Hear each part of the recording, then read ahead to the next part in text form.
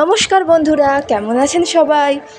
আজকে আমি পাউরুটি দিয়ে একটা দারুণ রেসিপি বানিয়ে দেখাবো। সন্ধেবেলায় আমাদের সকলেরই মোটামুটি কিছু ভালো মন্দ খেতে ইচ্ছে করে, তো বাড়িতে এরকম পাউরুটি থাকলে খুব সহজেই আপনারাও পাউরুটির চপ বানিয়ে খেতে পারবেন, আর বেশি কিছু উপকরণও লাগবে না। চলুন দেখে নিই কেমন করে আমি পাউরুটির চপটা বানিয়ে নেব। প্রথমেই পাউরুটির 4টে কোনা আমি কেটে নিলাম। এইভাবে সমস্ত পাউরুটিগুলোর 4টে কোনা আমি কেটে নিচ্ছি। আর এদিকে আমি 2টো আলু সিদ্ধ করে আগে থেকে রেখে দিয়েছিলাম, সেইগুলোকেই ভালো করে এবার মেখে নেব। দেখুন, আলুটা ভালো করে মেখে নিয়েছি। এরপর এর মধ্যে কিছু মশলা অ্যাড করব। প্রথমে দিয়ে দিচ্ছি পেঁয়াজ কুচি আর লঙ্কা কুচি। আমি এখানে কাঁচা লঙ্কা দিচ্ছি, আপনারা চাইলে লঙ্কা গুঁড়োর ব্যবহার করতে পারেন। তারপর দিয়ে দেবো পরিমাণ মতো নুন, আর দিয়ে দেব পরিমাণ মতো হলুদ গুঁড়ো। এরপর দিয়ে দিচ্ছি এর মধ্যে একটু জিরে গুঁড়ো আর একটু ধনে গুঁড়ো। আর একটা মশলা দেব, সেটা হচ্ছে ম্যাগি মশলা।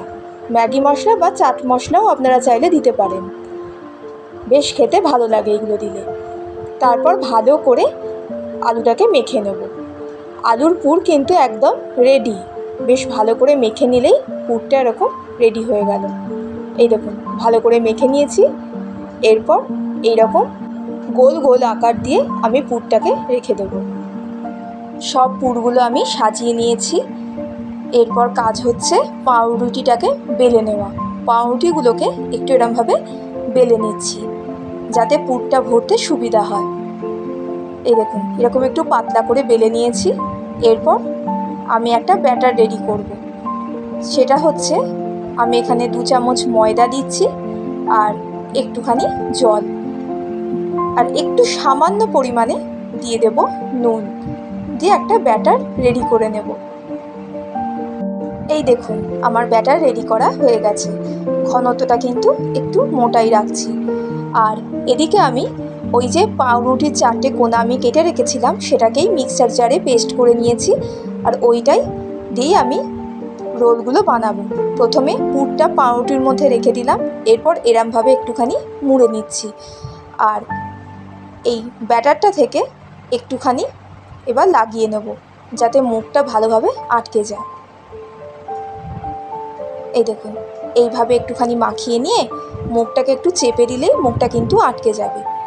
একটুখানি ভালোভাবে চেপে চেপে আটকে নেব, নইলে পুরটা ভেতর থেকে বেরিয়ে আসবে, তার জন্য। এই যে মুখটা ভালো করে আটকানো হয়ে গেছে।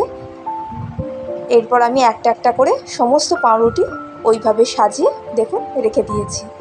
সবগুলোই আমি পুর ভরে মুখটাকে একটুখানি করে আটকে রেখে দিয়েছি।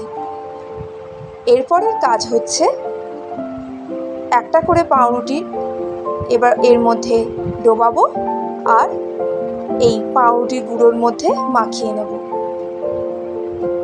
আপনারা ব্রেড ক্রাম্বসেরও ব্যবহার করতে পারেন, কিন্তু পাউরুটির যে শক্ত অংশটা থাকে সেইটা দিয়েও করলেও কিন্তু সমান কাজই করবে।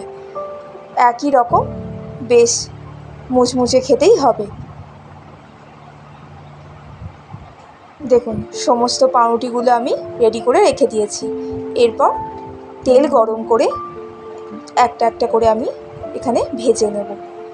তবে ভাজবার সময় একটু খেয়াল রাখবেন, গ্যাসের ফ্লেমটা কিন্তু প্রথমে হাইতে রাখবেন, আর তারপরে লো টু মিডিয়াম ফ্লেমে ভাজতে হবে, যাতে ভালোভাবে ভিতরটাও ভাজা হয়। নইলে ওপরটা কিন্তু পুড়ে যাবে আর ভেতরটা কাঁচা থেকে যাবে। দেখুন, এইভাবে উল্টে পাল্টে আমি 5 মিনিট মতো ভেজে নিয়েছি। আর পাউরুটির চপটা কিন্তু একদম রেডি। এই রকম আপনারাও সন্ধেবেলায় পাউরুটির চপ বানিয়ে বাড়ির সকলের মন জয় করে নিতে পারেন। চায়ের সাথে কিন্তু দারুণ লাগবে খেতে, বা শুধু শুধু যে কোনো সসের সাথেও খেতে বেশ ভালো লাগবে। তো রেসিপিটা কেমন লাগলো কমেন্টে কিন্তু অবশ্যই জানাবেন। ভালো লাগলে একটা লাইক করে দেবেন, আর চ্যানেলে নতুন হয়ে থাকলে চ্যানেলটিকে সাবস্ক্রাইব করে রাখার অনুরোধ রইল।